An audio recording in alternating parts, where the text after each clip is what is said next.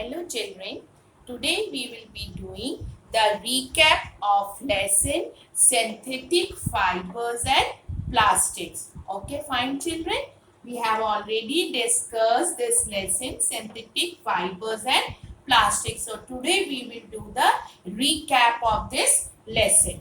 Okay. So first of all children, you must be knowing or remembering what does a synthetic fiber mean. What does a synthetic fiber mean? Synthetic fiber. Synthetic fiber. Okay children, synthetic fiber.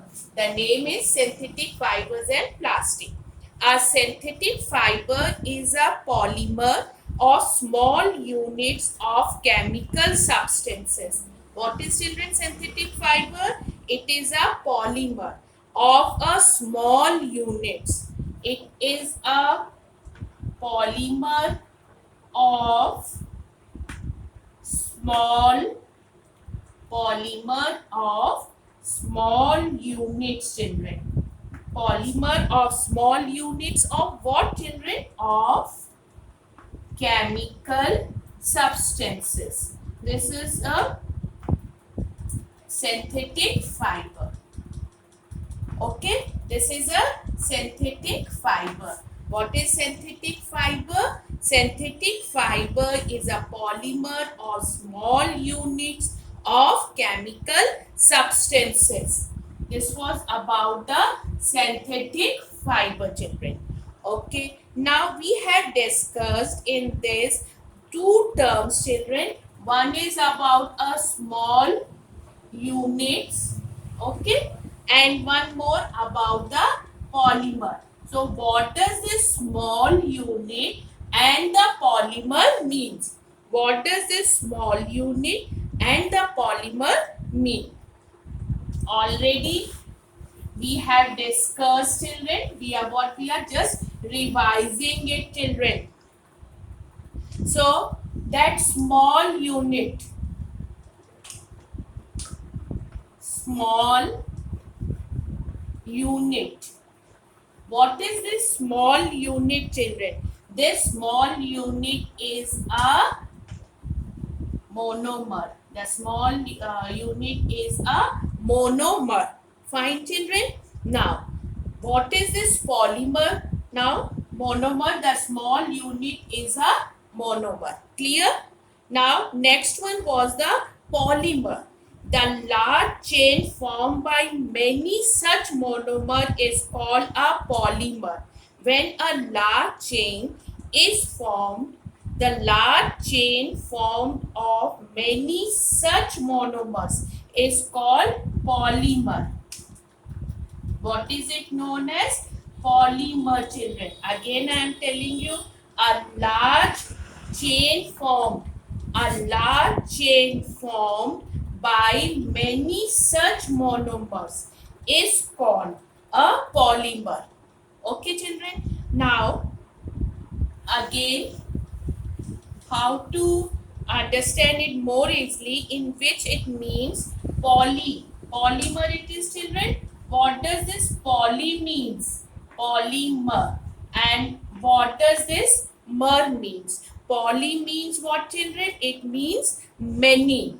Poly means many. And what does this mer means children? It means unit. What does this mer means? It means units. Okay, find this much. Now the process of combining small monomers to form a large polymer is called polymerization. What is it known as children? It is known as polymerization. Again I am telling you, what is this polymerization? The process of combining small monomers to form a large polymer is called a polymerization. Okay. Now just I'll make a diagram over here, a chain. I'll draw a chain here, children, so it will be more clear to you what I am drawing. This is a chain, children. Okay, and what are these? These are the beads. What are they, children? These are the beads. 1 2 3 4 5 6 7 8 9 10. So many beads are there to form a chain. So the structure of a polymer can be described as resembling numerous beads. What we are discussing? We are discussing the structure of a polymer. What we are discussing, children? We are discussing the structure of a polymer. So how can we discuss the structure of a polymer? Can be described as resembling numerous beads on a string. This is a string. On this string, numerous beads are arranged. And what are they representing? They are representing an individual unit. They all are representing a individual unit. These are the beads, and here it is a string, and this all beads are resembling a individual unit. What these beads are resembling, children? They are resembling the individual unit that is joined to other. These are joined to other. Okay, fine, children. So the structure of polymer can be described as resembling numerous beads on a string, with each bead representing an individual unit that is joined to other such units. Now, why we are discussing it, children? Just to tell what is these beads. These are the monomer. What are the beads? We can say these are the monomers, children. A small unit. Each small unit is known as a monomers, and large chain form. A large chain formed by joining these many monomers. What is it known as, children? Polymer. What is it known as? Polymer. This single unit, individual unit, is known as a monomers, and when these all monomers are joined, many monomers are joined together, it is called a polymer. And then what I have told you, polymerization. What is that polymerization? The process of combining small monomers, process of combining small monomers to form a large polymer, that is known as, what is that process known as, children? That process is known as polymerization. What is it known as, children? That is known as polymerization. That is known as polymerization. This all was about the monomers, polymers, and polymerization. Now let us come to the from where the water synthetic fibers are obtained from. Synthetic fibers are obtained from, children, what? They are obtained from coal. They are obtained from coal, okay, petroleum, and they are obtained from coal, petroleum, and natural gas. Okay, children, this was about the polymers, monomers, polymerization, water synthetic fibers, and how are they obtained. Now we will be discussing about the examples of. Now we are going to discuss about the examples of the synthetic fibers. Examples of. Now we will discuss about the examples of synthetic fibers. You know what are synthetic fibers, from where are they obtained. Now we are discussing the examples of the synthetic fibers. Okay children, so first one, the example, rayon. Okay, what is this rayon is called? It is also called as artificial silk. Rayon is also called as a artificial silk. Now next one, nylon. Next example, nylon was the first true synthetic fiber. Nylon was the first true synthetic fiber. Then next one we discuss about polyester.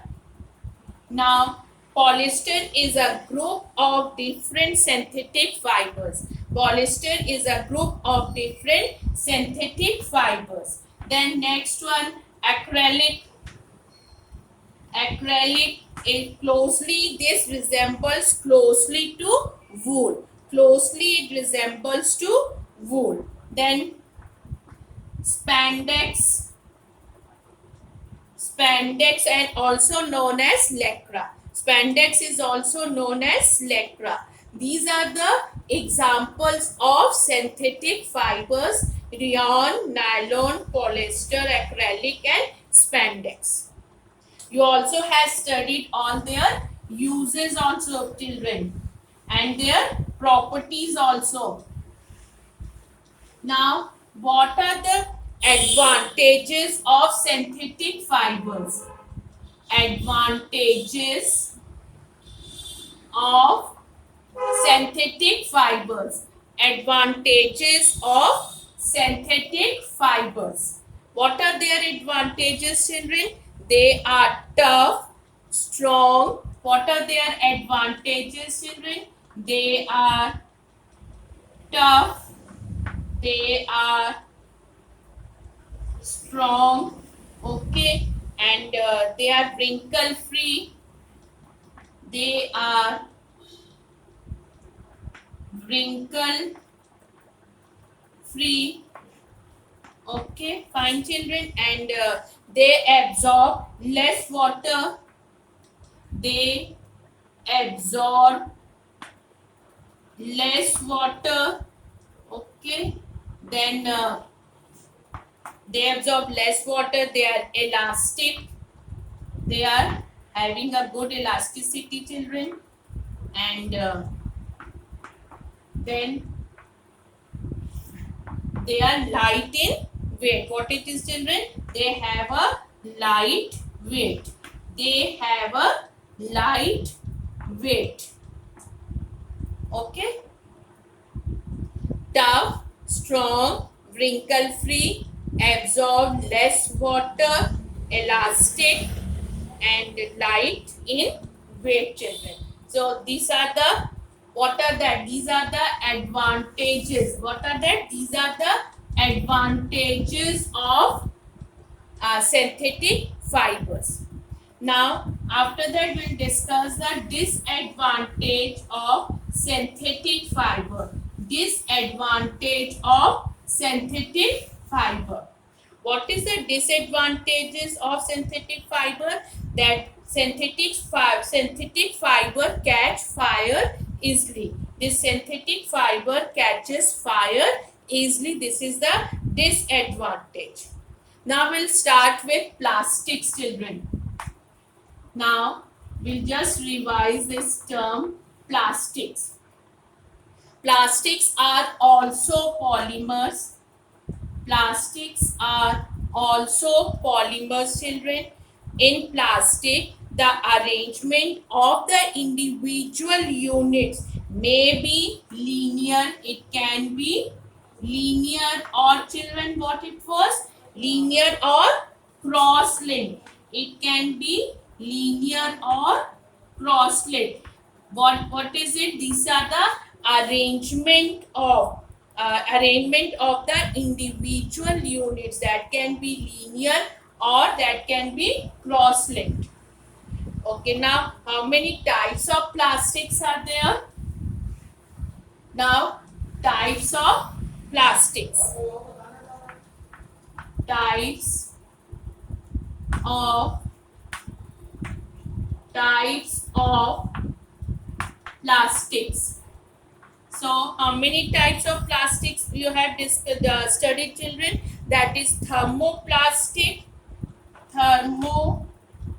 You have studied about thermoplastics, and which one you have studied, children?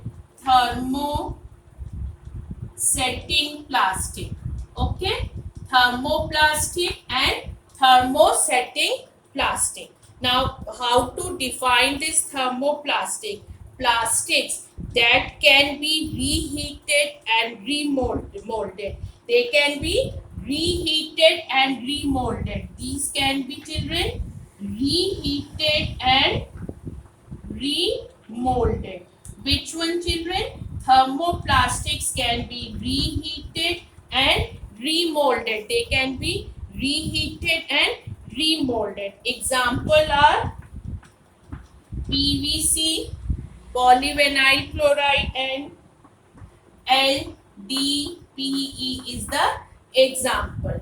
Now, when we discuss about the thermosetting plastics that cannot be remolded, or plastics that cannot be remolded after reheating.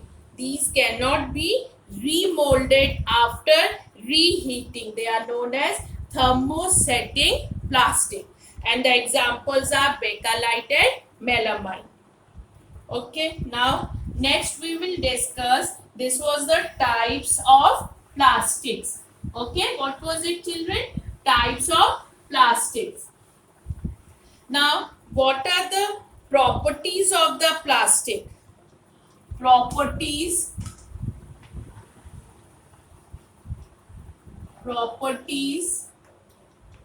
of plastics.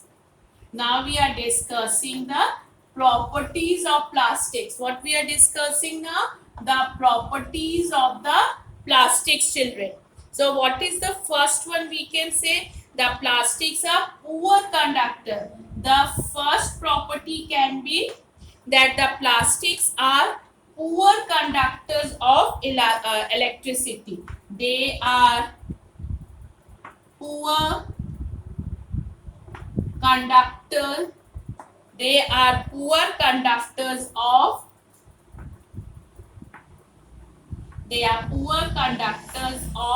electricity. Fine. Now next one, children. What is the next one? Plastics have low thermal conductivity. They have low thermal conductivity. They have low thermal conductivity. 1, 2. Now the next one, children. Most plastics are inflammable. Most plastics are inflammable.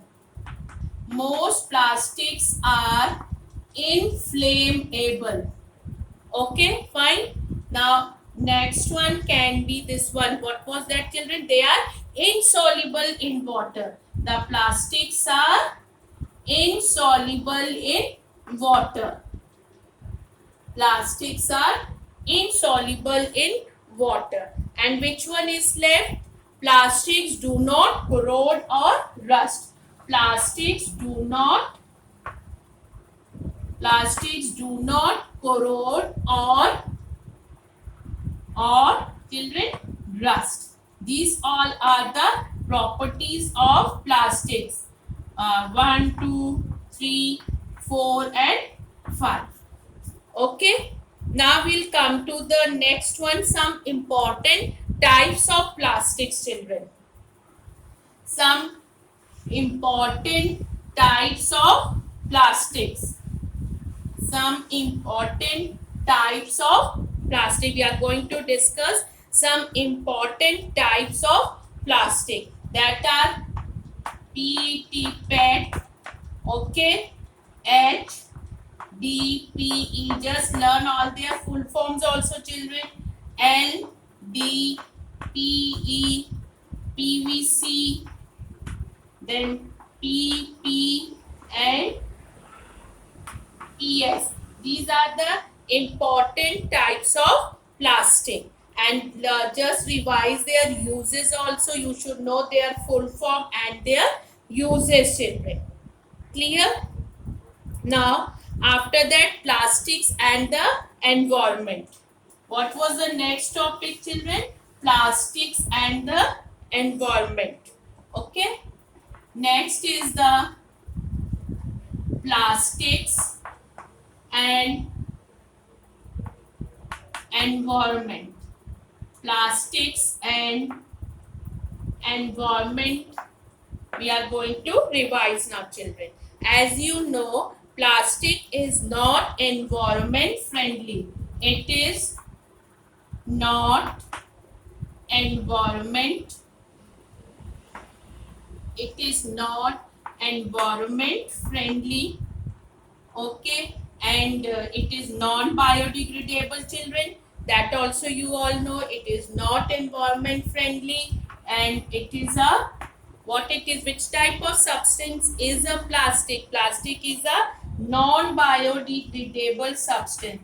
What type of substance? Plastic is a non-biodegradable substance. Okay, it is a non-biodegradable substance. That is, they cannot be decomposed by microorganisms. These plastics cannot be decomposed by microorganisms, so it is known as a non-biodegradable substance. Now, what are the harmful effects of plastic? What are the harmful effects of plastic disposal? The harmful effects of plastic disposal, children. What are the effects of what are the harmful effects of plastic disposal? Harmful effects of plastic disposal. Harmful effects of plastic disposal. What are that, children? Plastics that get buried prevent rainwater from seeping into the ground. What happens? That plastic which has been buried in the in the land and all soil, that prevent the rainwater from seeping into the ground. So that area, whichever plants are growing, they will not get the proper water. Burning of plastic, what happened? What does it releases? They releases toxic gases. When these plastics are burned, they releases toxic gases into the atmosphere. These toxic gases are released into the atmosphere, which may cause air pollution. What happened? They cause, children, air pollution. What we are discussing, that are the harmful effects of plastic disposal. Okay, now hence one should be careful about the following things. What all you should be very careful about this harmful effects of plastic disposal. Now if we want to be careful about these all things, what should we do? We should limit the harmful. What we should do, children, to limit the following harmful effects associated with plastic? What should we do to limit the harmful effects associated with plastic? Avoid the use of plastic carry bags. What you should do? We should avoid the use of plastic carry bags. Avoid the use of plastic. Avoid the use of plastic carry bags. So what you can use at the place of it? You can use jute bags, cloth bags, paper bags. Do not mix plastic waste with household garbage. Use separate garbage bins. What are that separate garbage bins, children? They are biodegradable, and in which you can one bin can be related with biodegradable waste and other can be related with non-biodegradable waste. Do not mix plastic waste with household garbage. use separate garbage bins for biodegradable and non-biodegradable waste. Do not throw plastic wrappers carelessly on road. Okay, and we should not throw the plastic in the water bodies also, children. Why we should not throw in the water bodies? They also harm the aquatic. What happens? They will harm the aquatic organisms. They are plastic also produces the toxic substances which will harm the aquatic organisms. So we should not throw the plastic in the water bodies also, children. So what we should do, reducing the usage of plastic and recycling plastic objects. What we can do, reducing. What we can do, children, reducing the usage of plastic and recycling plastic waste and recycling plastic objects are two ways of countering the harmful effects associated with plastic disposal. This way we have done whole recap of the lesson, children. What was the lesson, children? Synthetic fibers. Okay, we have finished with the recap of this lesson, synthetic fibers and plastics. Okay, thank you, children.